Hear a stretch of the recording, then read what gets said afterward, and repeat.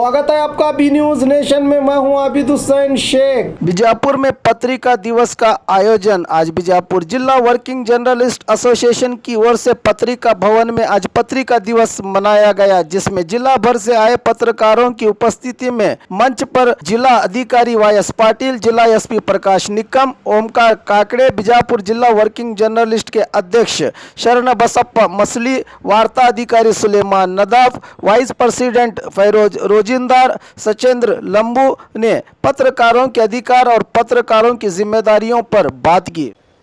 ಪತ್ರಿಕಾ ಭವನದ ಆವರಣದಲ್ಲಿ ನಿಂತುಕೊಂಡಂತ ಎಲ್ಲ ಪತ್ರಕರ್ತರು ಬೇಗನೆ ಬಂದು ಚಪ್ಪಾಳೆಯನ್ನ ಸಲ್ಲಿಸುವುದರ ಮುಖಾಂತರ ಆ ಗಣ್ಯಮಾನ್ಯರನ್ನ ವೇದಿಕೆಯತ್ತ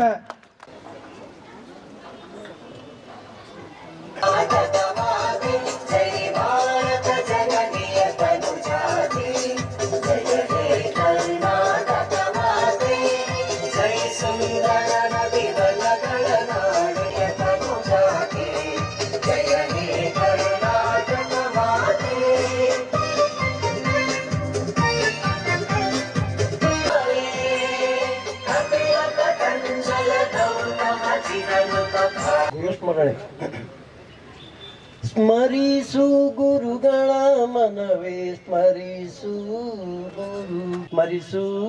ಗುರುಗಳ ಸ್ಮರಿಸು ಗುರುಗಳ ನಿನಗೆ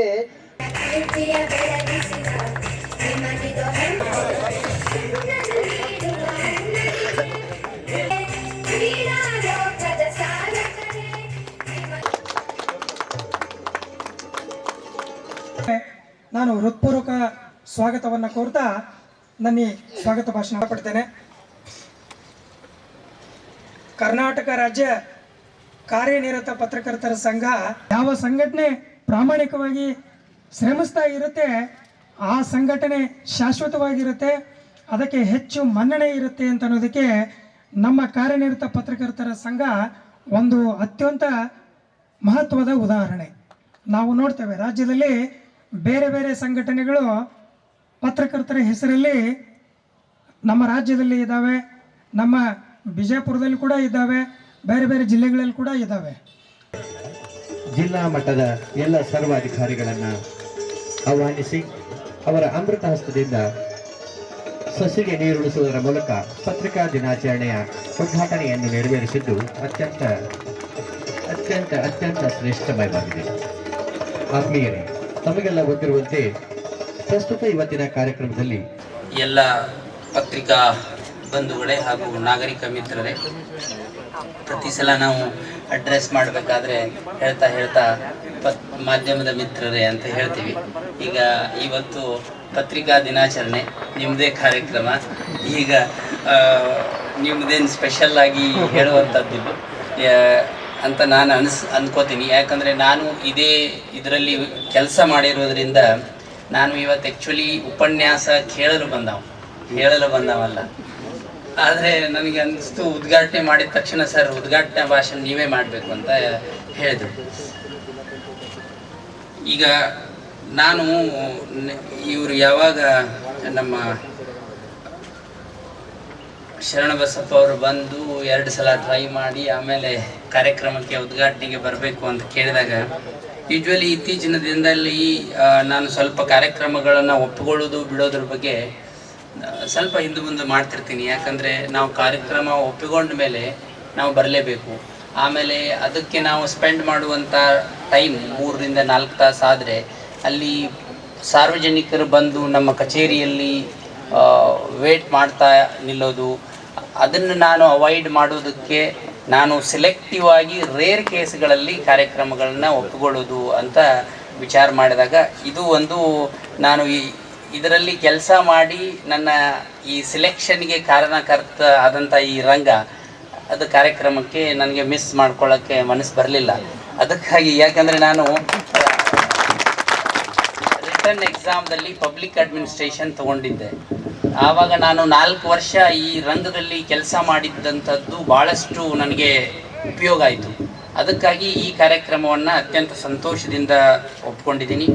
ಇವತ್ತು ನೀವು ಏನು ಪತ್ರಿಕಾ ದಿನಾಚರಣೆ ಆಚರಿಸ್ತಾ ಇದ್ದೀರಿ, ಎಲ್ಲರಿಗೂ ಈ ದಿನದ ಶುಭಾಶಯನ್ನು ತಿಳಿಸ್ತಾ ನಾನು ನಿನ್ನೆ ಈ ಕಾರ್ಯಕ್ರಮದಲ್ಲಿ ಏನು ಮಾತಾಡಬೇಕು ಅಂತ ಸ್ವಲ್ಪ ವಿಚಾರ ಮಾಡಿದೆ. ಆವಾಗ ಏನೂ ಹೊಳಿಲಿಲ್ಲ, ಅಬ್ಸಲ್ಯೂಟ್ಲಿ ಏನು ಮಾತಾಡಬೇಕಂತ ಗೊತ್ತಾಗಲಿಲ್ಲ ನನಗೆ. ನಿಮಗೆ ಅಡ್ರೆಸ್ ಮಾಡಬೇಕಾದ್ರೆ ನಿಮಗೆ ಹೇಳುವಷ್ಟು ನಾನು ಪತ್ರಿಕಾದಲ್ಲಿ ಹೇಳುವಷ್ಟು ಏನಾದರೂ ನನಗೆ ಗೊತ್ತಿದೆನಾ ಅಂತ ಒಂದು ವಿಚಾರ ಮಾಡಿದೆ. ಆದರೆ ಇವತ್ತು ಬೆಳಗ್ಗೆ 9 ಗಂಟೆಗೆ ನನಗೆ ಅನಿಸ್ತು, ಪತ್ರಿಕೆ ಅಂದರೆ ಜರ್ನಲಿಸಮ್ ಆ್ಯಂಡ್ ಅಡ್ಮಿನಿಸ್ಟ್ರೇಷನ್ ಬೇರೆ ಬೇರೆ ಅಲ್ಲ, ಎರಡೂ ಒಂದೇ. ಜರ್ನಲಿಸಮ್ಗೆ ಏನು ಕ್ವಾಲಿಟೀಸ್ ಬೇಕೋ ಅವು ಅಡ್ಮಿನಿಸ್ಟ್ರೇಟರ್ಗೆ ಆ ಕ್ವಾಲಿಟೀಸ್ಗಳು ಇದ್ದರೆ ಮಾತ್ರ ಅವನು ಸಕ್ಸಸ್ಫುಲ್ ಅಡ್ಮಿನಿಸ್ಟ್ರೇಟರ್ ಆಗ್ತಾನೆ, ಆಮೇಲೆ ಸಕ್ಸಸ್ಫುಲ್ ಜರ್ನಲಿಸ್ಟು ಆಗ್ತಾನೆ. ಕಮ್ಯುನಿಕೇಷನ್ ಜರ್ನಲಿಸ್ಟ್ಗೂ ಬೇಕು, ಕಮ್ಯುನಿಕೇಷನ್ ಅಡ್ಮಿನಿಸ್ಟ್ರೇಟರ್ಗೂ ಬೇಕು. ಒಳ್ಳೆ ಕಮ್ಯುನಿಕೇಟರ್ ಅಡ್ಮಿನಿಸ್ಟ್ರೇಟರ್ ಇರಲಿಲ್ಲ ಅಂದರೆ ಅವನು ಅಡ್ಮಿನಿಸ್ಟ್ರೇಷನಲ್ಲಿ ಫೇಲ್ ಆಗ್ತಾನೆ. ಅದೇ ರೀತಿ ಒಳ್ಳೆ ಕಮ್ಯುನಿಕೇಷನ್ ನಿಮ್ಮ ಜರ್ನಲಿಸಮಲ್ಲಿ ಇರಲಿಲ್ಲ ಅಂದರೆ ಜರ್ನಲಿಸ್ಟ್ ಫೇಲ್ ಆಗ್ತಾನೆ, ಅಂದರೆ ಜರ್ನಲಿಸ್ಟ್ ಆಗಿ ಮುಂದುವರಿಯೋಕ್ಕೆ ಸಾಧ್ಯನೇ ಇಲ್ಲ. ಎರಡನೇದು honesty, administrator honesty and journalist honesty ಎರಡೂ ಇಂಪಾರ್ಟೆಂಟ್. ಎಥಿಕಲ್ ವ್ಯಾಲ್ಯೂ ಜರ್ನಲಿಸಮ್ಗೆ ಎಷ್ಟು ಬೇಕೋ ಅಡ್ಮಿನಿಸ್ಟ್ರೇಟರಿಗೂ ಅಷ್ಟೇ ಬೇಕು. ಆಮೇಲೆ ಕರೇಜ್ ಜರ್ನಲಿಸ್ಟ್ಗೂ ಬೇಕು, ಅಡ್ಮಿನಿಸ್ಟ್ರೇಟರಿಗೂ ಬೇಕು. ನೀವು ಸಾಕಷ್ಟು ಸಲ ನೋ ಅಂತ ಹೇಳಬೇಕು, ಸಾಕಷ್ಟು ಸಲ ಎಂಥದ್ದು ಎಲ್ಲ ವಿರೋಧಗಳ ನಡುವೆ ನೀವು ಬದುಕಬೇಕಾಗ್ತದೆ, ನಾವು ಎಲ್ಲ ವಿರೋಧಗಳ ನಡುವೆ ಬದುಕಬೇಕಾಗ್ತದೆ. ನೀವು ವಸ್ತುನಿಷ್ಠೆಗೆ ಪ್ರಾಶಸ್ತ್ಯ ಕೊಡಬೇಕು, ನಾವು ವಸ್ತುನಿಷ್ಠೆಗೆ ಪ್ರಾಶಸ್ತ್ಯ ಕೊಡಬೇಕು. ವ್ಯಕ್ತಿನಿಷ್ಠೆ ಆದರೆ ಕಂಪ್ಲೀಟ್ ಅಡ್ಮಿನಿಸ್ಟ್ರೇಟರು ಫೇಲ್ ಆಗ್ತಾನೆ, ಕಂಪ್ಲೀಟ್ ಜರ್ನಲಿಸ್ಟು ಫೇಲ್ ಆಗ್ತಾನೆ. ಅಂದರೆ ವ್ಯಕ್ತಿನಿಷ್ಠ ಆಗಬಾರ್ದು, ವಸ್ತುನಿಷ್ಠ ಇರಬೇಕು, ವರದಿನೂ ವಸ್ತುನಿಷ್ಠ ವರದಿ ಇರಬೇಕಂತ ನಾವು ಹೇಳ್ತಾ ಇರ್ತೀವಿ. ಆಗ ನಾನು ಬೆಳಗ್ಗೆ ಇದನ್ನೆಲ್ಲ ವಿಚಾರ ಮಾಡ್ತಾ ಇದ್ದೆ, ಹೇಗೆ ಕೊಲೇಟ್ ಮಾಡೋದು ಅಥವಾ ಹೇಗೆ ನಾವು ಜರ್ನಲಿಸ್ಟ್ ಮತ್ತು ಅಡ್ಮಿನಿಸ್ಟ್ರೇಟರ್ ಅನ್ನೋದು ಹೇಗೆ ನಾವು ಮಾತಾಡ್ಬೋದು, ಜರ್ನಲಿಸ್ಟ್ಗೆ ಇರಬೇಕಾದ ಕ್ವಾಲಿಟಿಗಳೆಲ್ಲ ಅಡ್ಮಿನಿಸ್ಟ್ರೇಟರ್ಗಳಿಗೆ ಇರಬೇಕಾ, ಅಥವಾ ಆಮೇಲೆ ಇದಾಯಿತು, ಹೌದು ಕ್ವಾಲಿಟೀಸ್ ಸರಿ ಆಯಿತು, ಕ್ವಾಲಿಟೀಸ್ ಜರ್ನಲಿಸ್ಟ್ಗೆ ಇರಬೇಕಾದ ಕ್ವಾಲಿಟೀಸ್ ಅಡ್ಮಿನಿಸ್ಟ್ರೇಟಿವ್ಗೆ ಇರಬೇಕು, ಹೌದು ಎಲ್ಲ ಸರಿ. ನೆಕ್ಸ್ಟ್ ಏನು, ಇದು ಎರಡೂ ಹೋಯಿತು. ಜರ್ನಲಿಸ್ಟ್ ಮತ್ತು ಜಿಲ್ಲೆಯಲ್ಲಿ ಜರ್ನಲಿಸ್ಟ್ ಒಂದು ದಿಕ್ಕಿನಲ್ಲಿ, ಅಡ್ಮಿನಿಸ್ಟ್ರೇಟರ್ಗಳ ಒಂದು ದಿಕ್ಕಿನಲ್ಲಿ ಹೋಗ್ತಾ ಇದ್ದರೆ ಜಿಲ್ಲೆಗೆ ಎಂಥ ಅನಾಹುತ ಅನ್ನೋದ್ರ ಬಗ್ಗೆ ನಾನು ವಿಚಾರ ಮಾಡಿದೆ. ಜರ್ನಲಿಸ್ಟ್ ಒಂದು ದಿಕ್ಕಿನಲ್ಲಿ ಹೋಗ್ತಾ, ಅಡ್ಮಿನಿಸ್ಟ್ರೇಟರ್ ಒಂದು ದಿಕ್ಕಿನಲ್ಲಿ ಹೋಗ್ತಾ ಹೋದರೆ ಕಂಪ್ಲೀಟ್ ಆ ಜಿಲ್ಲೆಯ ಹೆಸರು ಹಾಳಾಗೋದಕ್ಕೆ ಇಬ್ಬರು ಸೇರಿ ಕಾರಣ ಆಗ್ತೀವಿ. ಯಾವುದಾದ್ರೂ ವಸ್ತುನಿಷ್ಠ ವರದಿ ಬಂದಾಗ ಅಧಿಕಾರಿಗಳು ಅದನ್ನು ಆ ವಿಷಯಕ್ಕೆ ಸಂಬಂಧಪಟ್ಟಂಗೆ ಅದನ್ನು ಪಾಸಿಟಿವ್ ಸ್ಪಿರಿಟಲ್ಲಿ ತಗೊಂಡ್ರೆ ಸಾರ್ವಜನಿಕರಿಗೆ ಭಾಳಷ್ಟು ಉಪಯೋಗ ಆಗ್ತದೆ. ಈಗ ಯಾವುದಾದ್ರೂ ಒಂದು ರೀಸೆಂಟ್ಲಿ ಕನ್ನಡಪ್ರಭದಲ್ಲಿ ಬರೆದ್ರು, ಪ್ರಜಾವಾಣಿ, ವಿಜಯವಾಣಿ, ವಿಜಯ ಕರ್ನಾಟಕ, ರೀಸೆಂಟ್ ಸಾಕಷ್ಟು ನ್ಯೂಸ್ಗಳು ಬಂದವೆ. ಓದಿದ ತಕ್ಷಣ ಮೊದಲು ಅಧಿಕಾರಿಗಳು, ನಮ್ಮದು ನೇಚರ್ ಏನಿರ್ತದೆ ಅಂದರೆ, ನಮಗೆ ಜೀವನದಲ್ಲಿ ಯಾವ ಸುದ್ದಿಯನ್ನು ನಮ್ಮ ವಿರುದ್ಧವಾಗಿ ಆಗಲಿ, ಜಿಲ್ಲೆಯಲ್ಲಿ ಎಲ್ಲ ಸುಭಿಕ್ಷೆಯಿಂದ ನಡೆದಿದೆ ಅಂತ ನಮ್ಮ ತಲೆಯಲ್ಲಿ ಯಾವುದು ನೆಗೆಟಿವ್ ಬರಬಾರ್ದು. ಯಾಕಂದ್ರೆ ಬೇರೆಯವರು ಓದಿದ್ರೆ ಜಿಲ್ಲಾಡಳಿತನ ಬೈತಾರೆ, ಹಾಗೆ ಹೀಗೆ ಅಂತ ನಮ್ಮ ತಲೆಯಲ್ಲಿ ಇರ್ತದೆ. ಆದ್ರೆ ನಿಮ್ಮ ಕೆಲಸವನ್ನ ನೀವು ಅಷ್ಟು ಚಾಚು ತಪ್ಪದೆ ಮಾಡಿದಾಗ ನಾವು ಅದು ಒಂದು ಸಾರ್ವಜನಿಕರ ಅಭಿಪ್ರಾಯ ಅಂತ ನಾವು ಪರಿಗಣಿಸಿ ಅದಕ್ಕೆ ಜಿಲ್ಲಾ ಮಟ್ಟದಲ್ಲಿ ಅಥವಾ ಜಿಲ್ಲಾಧಿಕಾರಿಗಳ ಮಟ್ಟದಲ್ಲಿ ಅಥವಾ ಈ ಆಡಳಿತದ ಮಟ್ಟದಲ್ಲಿ ಏನು ಪಾಲಿಸಿ ಲೆವೆಲ್ ಇರಲಿಲ್ಲ ಅಂದರೆ ಕ್ರಮ ಯಾಕೆ ತಗೊಳ್ಬಾರ್ದು? ಎಲ್ಲ ಅಧಿಕಾರಿಗಳು ಅಂಥದಕ್ಕೆ ಸ್ಪಂದಿಸಕ್ಕೆ ಸ್ಟಾರ್ಟ್ ಆದರೆ ಆವಾಗ ನಮ್ಮದು ಜಿಲ್ಲೆದು ಆಟೋಮೆಟಿಕ್ಲಿ ಏನಾಗ್ತದೆ, ಗೌರವ ಹೆಚ್ಚಾಗ್ತದೆ, ಆಮೇಲೆ ಸಾರ್ವಜನಿಕರಿಗೆ ಹೆಚ್ಚಿನ ಪ್ರಮಾಣದಲ್ಲಿ ಉಪಯೋಗ ಆಗ್ತದೆ ಅಂತ ನನಗೆ ಅನಿಸ್ತು. ಒಂದು ಇದು ಅಂದರೆ ಒಟ್ಟಿಗೆ ಹೋದರೆ ಅಡ್ಮಿನಿಸ್ಟ್ರೇಟರ್ ಆ್ಯಂಡ್ ಜರ್ನಲಿಸ್ಟ್ ಒಟ್ಟಿಗೆ ಹೋದರೆ ಎಷ್ಟು ಜನಕ್ಕೆ ಅನುಕೂಲ ಆಗ್ತದೆ. ಒಂದು 9 ಅಥವಾ 2001 ಆ ಒಂದು 3-4 ವರ್ಷದಲ್ಲಿ ನಾನು ಬರಿತಾ ಇದ್ದೆ. ಆವಾಗ ಎಲ್ಲ ಪೇಪರ್ಗಳು, ಪ್ರಜಾವಾಣಿ, ವಿಜಯ ಕರ್ನಾಟಕ, ಇವೆಲ್ಲ ಪೇಪರ್ ಇದ್ದು, ಒಂದು ಸುದ್ದಿ ಒಂದು ಏರಿಯಾದಿಂದ ಮಿಸ್ ಆದರೆ ಸ್ವಲ್ಪ ಭಾರಿ ಸೀರಿಯಸ್ ಆಗಿ ತೊಗೊಂಡ್ಬಿಡ್ತಿದ್ರು ಅವರು. ಯಾಕೆ ನಿಮ್ಮ ತಾಲೂಕಿನಿಂದ, ನಾ ಚಿಕ್ಕೋಡಿ ತಾಲೂಕಿನಿಂದ ಮಾಡ್ತಿದ್ದೆ, ಯಾಕೆ ಬರಲಿಲ್ಲ ಇದು ಸುದ್ದಿ, ಹೇಗೆ ಮಿಸ್ ಆಯಿತು ಅಂತ ಹೇಳಿ. ಆಮೇಲೆ ಅವನು ವರದಿ ಮಾಡೋದರಲ್ಲಿ, ನಾನು ವರದಿ ಮಾಡೋದರಲ್ಲಿ ವಸ್ತುನಿಷ್ಠತೆಯಲ್ಲಿ ತಪ್ಪಿದ್ರೂ he never used to. But ಆ ಕಾಂಪಿಟೇಷನ್ನ ಆ ಕಡೆ ಲಕ್ಷ್ಯ ಸ್ವಲ್ಪ ಇತ್ತೀಚಿನ ದಿನದಲ್ಲಿ ಕಡಿಮೆ ಆಗ್ತಾ ಇದೆ ಏನೋ ಅಂತ ಅನಿಸ್ತದೆ. ನಾವು ಒಂದು ಕಾಂಪಿಟೇಷನ್ಗಳಲ್ಲಿ ನಾವು ಏನು ಮಾಡ್ತಾ ಇದ್ದೀವಿ, ನಾನು ಮೊದಲು ನೀನು ಮೊದಲು ಅಂತ ಹೇಳಿ ದೃಶ್ಯ ಮಾಧ್ಯಮಗಳಲ್ಲಿ ಹೂ ಇಸ್ ಫಸ್ಟ್ ಅನ್ನೋದರಲ್ಲಿ ಹೋಗ್ತಾ ಇದ್ದೀವಿ. ಪ್ರಿಂಟ್ ಮೀಡಿಯಾದಲ್ಲಿ ಬಂದರೆ ಆಯಿತು ಸುದ್ದಿ, ಇಂದು ಬರ್ಬೋದು ಎಂದೋ ಬರ್ಬೋದು, ಬಂದರೆ 4 ದಿವಸದಲ್ಲಿ ಯಾವತ್ತೋ ಒಂದು ದಿವಸ ಬಂದರೆ ಆಯಿತು ಅಂತ. ಈಗ ಮೊದಲು ನೀವು ಯಾವುದೇ ಈ ಪತ್ರಿಕೆ ಬಗ್ಗೆ ಹೇಳಬೇಕಾದ್ರೆ ಅಥವಾ ಅಡ್ವರ್ಟೈಸ್ಮೆಂಟ್ ಕೊಡಬೇಕಾದ್ರೆ ನೀವು ಯಾವಾಗ ಹೇಳೋದು ಬಿಸಿ ಬಿಸಿ ಸುದ್ದಿ ಅಂತ ಹೇಳಿ. ಅಂದರೆ ಸುದ್ದಿ ಹಳಸಲಾಗಕ್ಕೆ ಕೊಡಬಾರ್ದು, ನಾವು ಹಳಸಬಾರ್ದು ಸುದ್ದಿ. ಅಂದರೆ ಎಲ್ಲೋ ಒಂದು ಬಂದಿರ್ತದೆ, ಓದ್ತಾರೆ, ಇದು ಅದು ಇಂಪಾರ್ಟೆಂಟ್ ಅಲ್ಲ, ಇದು ಇಂಪಾರ್ಟೆಂಟ್ ಅಂತಲ್ಲ. ಸಮಾಜಕ್ಕೆ ಅತ್ಯಂತ ಹತ್ತಿರವಾದ ಸುದ್ದಿಯನ್ನು, ಆಮೇಲೆ ಸಮಾಜಕ್ಕೆ ಹೆಚ್ಚಿನ ಪ್ರಮಾಣದಲ್ಲಿ ಉಪಯೋಗವಾಗುವಂಥ ಸುದ್ದಿಗಳನ್ನು ನಾವು ಯಾವುದೇ ಕಾರಣಕ್ಕೂ ವಿಳಂಬ ಮಾಡದೆ, ಎಷ್ಟೇ ಸಣ್ಣ ಸುದ್ದಿ ಆಗಲಿ ಅಂದೇ ಬಂದರೆ ಅದಕ್ಕೆ ಅದರದ್ದೇ ಆದ ಮಹತ್ವ ಇರ್ತದೆ. ನಾವು ಒಂದೊಂದು ಆವಾಗ ನಾವು ಬರೆಯುವಾಗ ಒಂದೊಂದು ಪೇಪರ್ಗಳಲ್ಲಿ ಲೀಡ್ ಆಗಿರ್ತಿತ್ತು, ನಮ್ಮದರಲ್ಲಿ ಒಂದೇ ಪ್ಯಾರಾನು ಆಗಿರ್ತಿತ್ತು, ಆದರೆ ಸುದ್ದಿ ಮಿಸ್ ಆಗ್ತಿರ್ಲಿಲ್ಲ. ಅಂದರೆ ನಾನು ಹೇಳೋದು, ಸುದ್ದಿಗಳನ್ನು ಆವತ್ತಿಂದ ಅವತ್ತು ಜನರಿಗೆ ತಲುಪಿಸುವಂಥ ಕೆಲಸ ಆದರೆ ಹೆಚ್ಚಿನ ಪ್ರಮಾಣದಲ್ಲಿ ಉಪಯೋಗ ಆಗ್ತದೆ ಒಂದು. ಆಮೇಲೆ ಈಗ ಬರವಣಿಗೆ ಮತ್ತು ಓದುವಿಕೆ ಬಗ್ಗೆ ನಾನು ವಿಚಾರ ಮಾಡಿದೆ. ಜರ್ನಲಿಸ್ಟ್ ಮತ್ತು ಅಡ್ಮಿನಿಸ್ಟ್ರೇಟ್ರಿಗೆ ನಾನು ಹೇಳ್ತಾ ಇದ್ದೆಲ್ಲ, ಅಡ್ಮಿನಿಸ್ಟ್ರೇಟರ್ಗಳದ್ದು ಮತ್ತು ಜರ್ನಲಿಸ್ಟದ್ದು ಇತ್ತೀಚಿನ ದಿನದಲ್ಲಿ ಸಮಸ್ಯೆ ಏನಾಗಿದೆ ಅಂದರೆ, ಓದುವಿಕೆ ನಾವು ಸಿಲೆಕ್ಷನ್ ಆದಮೇಲೆ ಓದೋದು ಬಂದ್ ಮಾಡ್ತೀವಿ, ಓದೋದೇ ಇಲ್ಲ, ನಾವು ಓದೋದೇ ಬಂದ್ ಮಾಡ್ತೀವಿ. ಅಂದರೆ ನಮಗೆಲ್ಲ ತಿಳಿದಿದೆ, ಸಿಲೆಕ್ಷನ್ ಆಗುವವರಿಗೆ ಮಾತ್ರ ನಾನು ಓದೋದು, ಸಿಲೆಕ್ಷನ್ ಆದಮೇಲೆ ಏಕೆ ಓದಬೇಕು ಅಂತ. ಅದೇ ರೀತಿ ಜರ್ನಲಿಸ್ಟ್, ನಾನು ಎಲ್ಲರೂ ಅಂತ ಹೇಳಿದ್ರು, ನಮ್ಮ ಕೇಸ್ಗಳಲ್ಲೂ ಎಲ್ಲರೂ ಹೇಳ್ತಾ ಇಲ್ಲ, ನಿಮ್ಮ ಕೇಸ್ಗಳಲ್ಲೂ ಎಲ್ಲರೂ ಹೇಳ್ತಾ ಇಲ್ಲ, most of the journalist, most of the administrator. ನಾವು ಓದುವುದನ್ನು ಕಡಿಮೆ ಮಾಡಿದ ತಕ್ಷಣ, ಅಥವಾ ಇದು ಏನು ಹೇಳ್ತೀವಿ, ಸಾಹಿತ್ಯ ಆಗ್ಬೋದು, ನಿಮ್ಮ ಬರವಣಿಗೆ ಆಗ್ಬೋದು, ಇದರಲ್ಲಿ ವೊಕ್ಯಾಬ್ಯುಲರಿ ಅಥವಾ ಫ್ಲೂಯೆನ್ಸಿ ಅನ್ನೋದು ಸಂಪೂರ್ಣವಾಗಿ ಹೋಗಿಬಿಡ್ತದೆ. ಬಟ್ ನನಗೆ ಏನು ಅನಿಸ್ತದೆ ಅಂದರೆ, ನೀವು ನಿಜವಾಗ್ಲೂ ಜರ್ನಲಿಸ್ಟ್ ಆದವರು, ಸಮಾಜದ ಕಳಕಳಿ ಉಳ್ಳವರಾದರೆ ಈ ಸುದ್ದಿಯೊಂದಿಗೆ ಒಂದು ಸಾಮಾಜಿಕ ಅಥವಾ ಸಮಾಜದ ಸಮಸ್ಯೆಗಳ ಬಗ್ಗೆ ನಾವು ಬರೆಯೋದನ್ನು ಪ್ರಾರಂಭ ಮಾಡಬೇಕು. ಅಂದರೆ ಅದು ಏನಿರಬೇಕಂದ್ರೆ, ಕೆಲವೊಂದು ನಮ್ಮ ಹತ್ತಿರ ಇರ್ತವೆ, ನಮ್ಮ ಹತ್ತಿರ ಬಗೆಹರಿಸುವಂಥದ್ದು ನೀವು ಮಾಡೋದು ಒಂದಾದರೆ, ಎರಡನೇದ್ದು ರಾಜ್ಯ ಮಟ್ಟದಲ್ಲಿ ರಾಷ್ಟ್ರ ಮಟ್ಟದ ಗಮನ ಸೆಳೆದು ಕೆಲವೊಂದಿಷ್ಟು ಫಂಡ್ಸ್ ತರೋದಾಗಲಿ, ಯೋಜನೆಗಳನ್ನು ಮಾಡೋದಾಗಲಿ. ನಿಮ್ಮ ಒಂದು ಬೀಜ ಯಾವತ್ತು ನೀರು ಬಿದ್ದು ಅದು ಯಾವತ್ತು ಮೊಳಕೆ ಹೊಡಿತದೆ ಅಂತ ಗೊತ್ತಿಲ್ಲ. ಯಾವತ್ತೋ ಒಂದು ಬರದ ಸುದ್ದಿ 10 ವರ್ಷದ ನಂತರ ಅದಕ್ಕೊಂದು ಬರ್ತದೆ. ಒಂದು ROB ಆಗುವಂಥದ್ದು, ಒಂದು ರಿಂಗ್ ರೋಡ್ ಆಗುವಂಥದ್ದು, ಯಾರೋ ಒಂದು ಇಮ್ಯಾಜಿನ್ ಮಾಡಿ ಪತ್ರಕರ್ತರು ನಿಮ್ಮಂಥವರೇ ಬರೆದಂಥ ಈ ಒಂದು ಬೀಜ ಅದು ಮುಂದೆ ಒಂದು ಯಾರೋ ಬಂದು ಅದಕ್ಕೆ ನೀರು ಹಾಕ್ತಾರೆ. ಅದಕ್ಕಾಗಿ ನಾವು ನಾಡಿನ ಅಂದರೆ ಜಿಲ್ಲೆಯ ಬಗ್ಗೆ ಆ ರೀತಿ ಇರಬೇಕು. ಆಮೇಲೆ ಅಷ್ಟೇ ಇನ್ನೊಂದು, ನಾನು ಪತ್ರಕರ್ತರು ಮತ್ತು ಇದನ್ನು ಜರ್ನಲಿಸ್ಟ್ ಆ್ಯಂಡ್ ಅಡ್ಮಿನಿಸ್ಟ್ರೇಟರ್ ಹೇಳುವಾಗ, ಈ ನಾವು SP ಸಾಹೇಬರು ನಾವು ಏನು ಡಿಸೈಡ್ ಮಾಡಿದ್ದೀವಿ ಅಂದರೆ, ನಮಗೆ ಅನಿವಾರ್ಯ, ಇಬ್ಬರಿಗೂ ಅನಿವಾರ್ಯ ಆಗಿದೆ. ನನ್ನ ಪ್ರಕಾರ ನಾವೇನು ಗುಂಡಾ ರಾಜ್ಯದಲ್ಲಿ ಬದುಕ್ತಾ ಇದೀವ? ರಿವಾಲ್ವರ್ ತೊಗೊಂಡು ಏನು ಮಾಡೋರಿಗೆ ಅಧಿಕಾರಿ ಹತ್ರ ಹಾಕ್ತೀರಾ ತಿರುಗಿ? Not permitted. ಈಗ ನಾನು ಪ್ರಾಸಿಕ್ಯೂಷನ್ ಪರ್ಮಿಷನ್ ಕೊಡ್ತೀನಿ, ನೀವು ತಗೊಂಡ ತಕ್ಷಣ ನೀವು ಹಿಡಿತೀರಿ ಅಂದರೆ ಪ್ರಾಸಿಕ್ಯೂಷನ್ ಪರ್ಮಿಷನ್ SP ಅವ್ರು ಕೇಳ್ತಾರೆ, ನಾನು ಕೊಟ್ಬಿಡ್ತೀನಿ. Prosecution permitted to arrest him and put behind the bar ಅಂತ ಹೇಳಿ. ಏನಿಲ್ಲ, ಅದು ರಿವಾಲ್ವರ್ ಎಲ್ಲ ಏನು ಮಾಡ್ತೀರಿ? ಯಾರು ದಯಮಾಡಿ ನೀವೇ ಬರೀರಿ, ರಿವಾಲ್ವರ್ ಬೇಡ, ನಮ್ಮ ಜಿಲ್ಲೆಗೆ ರಿವಾಲ್ವರ್ದ ಅವಶ್ಯಕತೆ ಇಲ್ಲ. ಒಂದು ಪ್ರಾಣಿ ಕೊಲ್ಲಕ್ಕೂ ನಿಮಗೆ ಪರ್ಮಿಷನ್ ಇಲ್ಲ. ಒಂದು ಪ್ರಾಣಿ ಕೊಂದ್ರೂ ನಿಮಗೆ ಅರೆಸ್ಟ್ ಮಾಡಿ ಒಳಗಡೆ ಹಾಕ್ತೀವಿ, ಅದಕ್ಕೂ ಪರ್ಮಿಷನ್ ಇಲ್ಲ. ಮನುಷ್ಯರನ್ನು ಕೊಳ್ಳೋದಂತೂ ದೂರ ಉಳಿತು. ರಿವಾಲ್ವರ್ ಅದಕ್ಕೆ ತೋರಿಸಿ ಹೆದರ್ಸ್ತೀರಾ? ಹೆದರ್ಸೋದಕ್ಕೂ ಶಿಕ್ಷೆ ಐತಿ. ಈಗ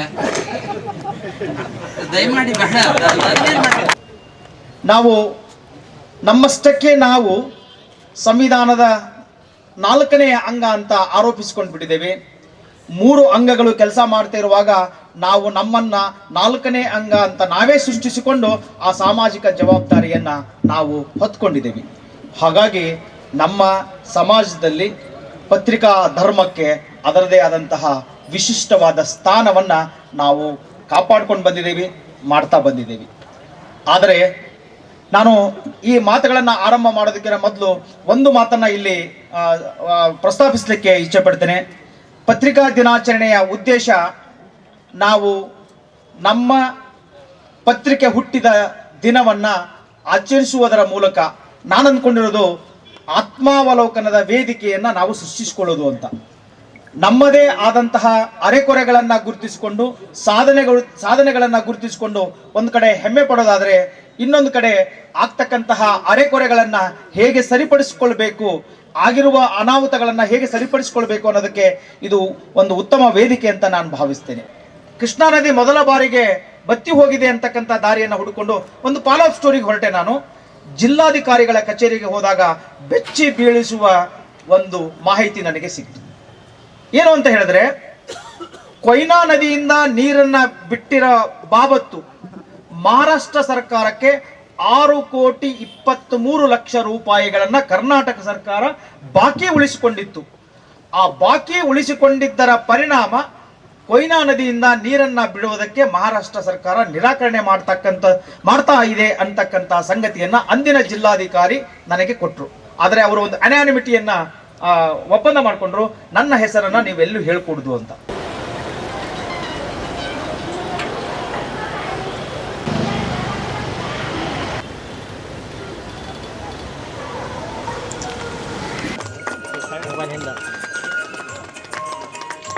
ತುಂಬ ಧನ್ಯವಾದಗಳು. ಎಲ್ಲರಿಗೂ ನಮ್ಮ ಸಂಘದಿಂದ ಹೃತ್ಪೂರ್ವಕವಾದಂಥ ಅಭಿನಂದನೆಗಳು, ಶುಭಾಶಯಗಳು. ಅಭಿನಂದನೆಗಳು ಮತ್ತು ಹೃತ್ಪೂರ್ವಕವಾದ ಶುಭಾಶಯಗಳು. ಧನ್ಯವಾದಗಳು.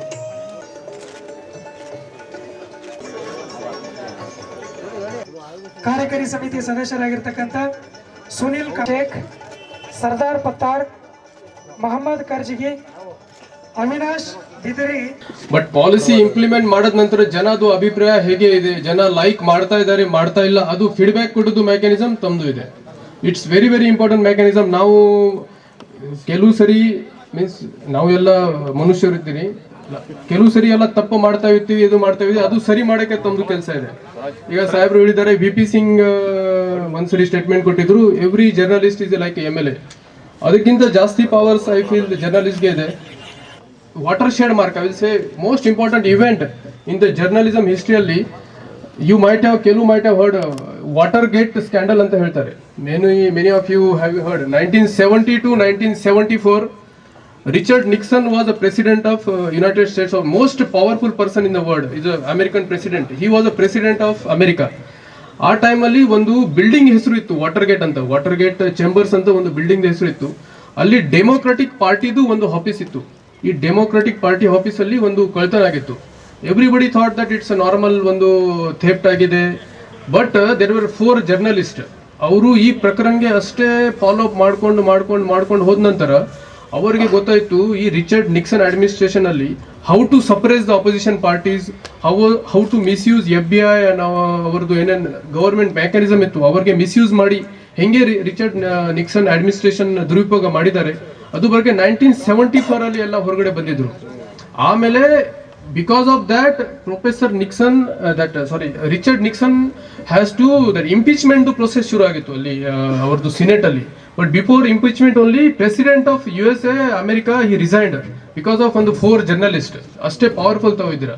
ಸೊ ಅದೇ ತರ ಮೀನ್ಸ್ ಈಗ ನಮ್ಮ ಪ್ರೊಫೆಸರ್ ಎಲ್ಲ ಹೇಳಿದ್ರು ದಟ್ ದೇರ್ ಆರ್ ಕೆಲವು ಚಾಲೆಂಜಸ್ ಇದ್ದಾರೆ, ಕ್ರೆಡಿಬಿಲಿಟಿ, ಆಮೇಲೆ lot of things I will say. But most important challenge before you is that I will see this electronic media or any media I will say, social media is the biggest challenge before all the media I will say 100%. Because iga nodi, if you just think about it, 20 years back ನಾವು ಒಂದು ಸಣ್ಣ ಹಳ್ಳಿ ಇರುತ್ತೆ, ನಮ್ಮ ಹಳ್ಳಿಗೆ ನಿನ್ನೆದು paper ಇವತ್ತು ಬರ್ತಾ ಇದ್ದು. ಸಪೋಸ್ ಟುಡೇ ಇಸ್ 29th, 28ದು ಪೇಪರ್ ಇವತ್ತು ಬರ್ತಾ ಇದ್ದು, we use to read it. ಈಗ ಒಂದು ಸೆಕೆಂಡ್ ಅಲ್ಲಿ, ಈಗ just we were sitting inside chamber, somebody told that speaker of the assembly has disqualified 13 MLAs करके. ಅಷ್ಟೇ ಫಾಸ್ಟ್ ಆಗಿತ್ತು ಇದು. ಆಮೇಲೆ ಈಗ reading habit, just I will never give means negativity or I will not talk negative about you. If you attend ಕೆಲವು meditation centres, there are many meditations, ಈಗ ಬೇರೆ ಬೇರೆ ಇದ್ದಾರೆ ಮೀನ್ಸ್ ಯೋಗ ಮೆಡಿಟೇಷನ್ ಸೆಂಟರ್ಸ್. ಅವರು ಫಸ್ಟ್ ಥಿಂಗ್ ಅವರು ಹೇಳ್ತಾರೆ, don't read newspapers and watch news channels for next 15 days. I am not telling out of the view. You can attend it, you can go and you can search on the net also. Why it is happening? It is happening because of lot of negativity. There are two news, I will say. Police is always comes in the negative part of society. We were never called for the ಕಾಲುವೆ ಇದು ಮಾಡಕ್ಕೆ, road opening ಮಾಡಕ್ಕೆ ನಮಗೆ ಕರ್ಸಲ್ಲ. Whenever there is a negativity, we enter into it because we always see negative. Means मनुष्य जाति का जितना भी बुरा चीज है वो हम देखते हैं. मर्डर होता है, डिकोइटी होता है, रेप होता है, तभी हम एंटर होते हैं, हम उसको स्टडी करते रहते हैं. Everybody will read that news. Nobody will read first news. That is a negativity. Because of that negativity means iga there are lot of people are saying that don't read newspapers anta. That is also happening. Now UPSC ಮಾಡುವಾಗ we have ಇದು P Sainath Hindu newspaper. We have read his books. Everybody loves good dot anta. There is one book is there. So everybody has to change. We have to change. Everybody has to change. Media has to change. Most important thing before is a credibility. And ಕೆಲವು ಸರಿ news ಈಗ ನಾನು means last year July August ಅಲ್ಲಿ ಚರ್ಚನ್ case ನಡೀತಾ ಇದ್ದು. One person I don't know somebody called me. It was not from prominent media houses. ಯಾರು phone ಮಾಡಿದ್ರು, ವಾಟ್ ಹ್ಯಾಪನ್, ಒಂದು ನಮ್ದು DR ವ್ಯಾನ್ ಇತ್ತು ಸರ್. DR ವ್ಯಾನ್ದು it broke down on the ರೋಡಲ್ಲಿ ಬ್ರೋಕ್ ಡೌನ್ ಆಗು ನಮ್ಮ ಕಾನ್ಸ್ಟೇಬಲ್ಸ್ ಕೆಳಗಡೆ ಇತ್ತು, ಅವ್ರಿಗೆ ಸ್ವಲ್ಪ ಪುಷ್ ಮಾಡ್ತಾ ಇದ್ರು in order to start it. What is the news in this? I don't know. ಏನ್ ನ್ಯೂಸ್ ಇದೆ ತಾವು ಹೇಳಿ. ಈಗ there is no news in it. ನಾವು ಕೂಡ ಮನುಷ್ಯ ಇದ್ದೀವಿ. ಇದು ವೆಹಿಕಲ್ ಇದೆ, ವೆಹಿಕಲ್ ಬ್ರೇಕ್ ಡೌನ್ ಆಗಿರ್ಬೋದು. ಯಾರ್ದು ವೆಹಿಕಲ್ ಬೇಕಾದ್ರೆ ಮರ್ಸಿಡೀಸ್ ಕೂಡ ಬ್ರೇಕ್ ಡೌನ್ ಆಗುತ್ತೆ, ನಮ್ದು ವೆಹಿಕಲ್ ಕೂಡ ಬ್ರೇಕ್ ಡೌನ್ ಆಗಿದೆ. ಅದೇ ಪ್ರತಿ ವಿದಿನ್ 2 minutes ಅದು ಫ್ಲಾಶ್ ಮಾಡ್ಕೊಂಡು ನನಗೆ ನಾವು ನಾವು ಏನು ಪ್ರತಿಕ್ರಿಯೆ what should I give it? Society is very changing very fast. 15 years back ಏನಿತ್ತು ಈಗ ಅದು ಇಲ್ಲ. ಈಗ ಏನಿದೆ 15 years ಆದ ನಂತರ ಇದ್ರೆ ಇದು ಏನೋ ಹೇಳಕ್ ಆಗಲ್ಲ. ನೋಡಿ ಈಗ we for listening song first we use to have radio ಆದ ನಂತರ ಬಹಳ ಅಪ್ಲಿಕೇಶನ್ ಬಂತು ಮೊಬೈಲಲ್ಲಿ. ಈಗ ಜಸ್ಟ್ ಅಲೆಕ್ಸಾ ಇದು ಸಾಂಗ್ ಪ್ಲೇ ಮಾಡಿ, ಇಮಿಡಿಯೇಟ್ಲಿ ಅದು ಸಾಂಗ್ ಪ್ಲೇ ಆಗುತ್ತೆ. Lot of applications have came ನಾವು, ಅಮೆಝಾನ್, ಗೂಗಲ್ದು. ಸೊ ಏನು ಹೇಳಕ್ಕಾಗಲ್ಲ. Means many things are changing. You also have to change, I also have to change. So ಇವತ್ತಿನ ದಿವಸ it's very very good programme. ಮಿತ್ರರಿಗೆ ಹೊಂದಿಸ್ತಾ ಮತ್ತು ನಿಮ್ಮೆಲ್ಲರಿಗೂ ಬಹಳ ದಿನಗಳ ನಂತರ ನಾನು ವರ್ಗಾವಣೆಗೊಂಡು 3 ವರ್ಷದ ನಂತರ ಮತ್ತೆ ನಿಮ್ಮನ್ನೆಲ್ಲ ನೋಡುವ ಸೌಭಾಗ್ಯವನ್ನು ಕಲ್ಪಿಸಿದ್ದಂತಹ, ನಿಮ್ಮನ್ನು ಭೇಟಿ ಮಾಡುವಂಥ ಅವಕಾಶಗಳನ್ನು ಕಲ್ಪಿಸಿದ ಎಲ್ಲರಿಗೂ ನಾನು ಕೃತಜ್ಞತೆಗಳನ್ನು ಸಲ್ಲಿಸ್ತಾ ಇದ್ದೀನಿ. ಪ್ರಾಯಶಃ ಇವತ್ತು ನಾವು ಒಂದು ರೀತಿಯಲ್ಲಿ ಸರ್ಕಾರಿ ಮಾಧ್ಯಮದಲ್ಲಿ ಕೆಲಸ ಮಾಡ್ತಕ್ಕಂಥದ್ದು. ನಾವು ಸರ್ಕಾರಿ ನೌಕರರಾದರೂ ಅರ್ಧ ಪತ್ರಕರ್ತರು, ಅರ್ಧ ಮಾಧ್ಯಮದರು ಅನ್ನುವಂಥದ್ದು ನಿಮಗೆಲ್ಲ ಗೊತ್ತಿರೋವಂಥ ವಿಚಾರ. ಪ್ರಾಯಶಃ ನೀವೆಲ್ಲ ಭಾಳ ಸೂಕ್ಷ್ಮವಾಗಿ ಹೇಳಿದ್ದಾರೆ. ನಮ್ಮ ಪತ್ರಿಕಾ ಮಾಧ್ಯಮಗಳು ಈಗ ಹೇಗೆ ಅವರ ಮೌಲ್ಯಗಳ ಕುಸಿತ ಇದೆ, ಹೇಗೆ ಎಚ್ಚರಗೊಳ್ತಾ ಇದ್ರೆ ನಾವೆಷ್ಟು ಜನರಿಂದ ತಿರಸ್ಕಾರಕ್ಕೆ ಒಳಗಾಗ್ಬೋದು ಅನ್ನೋಂಥದ್ದನ್ನು ಎಲ್ಲರದ್ದು ಒಟ್ಟಂದದ ಅಭಿಪ್ರಾಯಗಳು ಈ ವೇದಿಕೆ ಮೇಲಿರ್ತಕ್ಕಂಥದ್ದು ಎಲ್ಲರ. ಬಹುಪಾಲು ಈಗಾಗಲೇ ನಾವು ಅಧಿಕಾರಿಗಳಾಗ್ತೀವಿ, ವಾರ್ತಾ ಇಲಾಖೆ ಹೇಳ್ಬೋದು, ಆದರೆ ಬೇರೆ ಅಧಿಕಾರಿಗಳು ಹೇಳೋಕ್ಕಾಗಲ್ಲ ನಿಮ್ಗೆ ಹಿಂಗೆ ತಪ್ಪು ಮಾಡ್ತಾ ಇದ್ದೀರಿ ಅಂತಂದು. ಭಾಳಷ್ಟು ಸಾಮಾಜಿಕ ಜಾಲತಾಣದಲ್ಲಿ ಎಲ್ಲ ಪತ್ರಕರ್ತರ ಬಗ್ಗೆ ಈಗಾಗಲೇ ತೀವ್ರ ಅಸಮಾಧಾನ ಆಗಿದೆ. ಹಾಗಾಗಿ ಭಾಳಷ್ಟು ಜನ ಅಂತಲ್ಲ, ಬಹುಪಾಲು ಒಂದಿಷ್ಟು ಮಾಧ್ಯಮ ಎಲ್ಲೋ ಒಂದು ರೀತಿಯ ಮೌಲ್ಯಗಳು ಕುಸಿತಿದ್ದಾವೆ ಅನ್ನುವಂಥದ್ದು ಎಲ್ಲರಿಗೂ ಇವತ್ತಿನ ಪ್ರಸ್ತುತ ಸಂದರ್ಭದಲ್ಲಿ ಅನಿಸಿಕೆಗಳು. ಆ್ಯಕ್ಚುಲಿ ನಾವೆಲ್ಲ ಒಂದು ಕಡೆ ಜಡ್ಜ್ಮೆಂಟ್ ಸ್ಥಾನದಲ್ಲಿ ಇಟ್ಕೊಂಡು ಮಾತಾಡ್ತಾ ಇದ್ದೀವಿ ಅನ್ನುವಂಥದ್ದನ್ನು ನಿಮಗೆಲ್ಲ ನಾವೇನು ತಿಳಿ ಹೇಳಬೇಕಾಗಿಲ್ಲ. सुहाने सफर का अब लीजिए आनंद. आपके लिए रोजाना बीजापुर से पुनः आरामदायक सुविधा के साथ रात 10 बजे बीजापुर केंद्र बस स्टैंड दात्री मस्जिद के सामने AC स्लीपर साई कृपा ट्रैवल्स जो आपकी सेवा के लिए अब है तैयार. यात्रीगण इसकी बुकिंग और अधिक जानकारी के लिए गणेश ट्रैवल्स ऑफिस से संपर्क कर सकते हैं.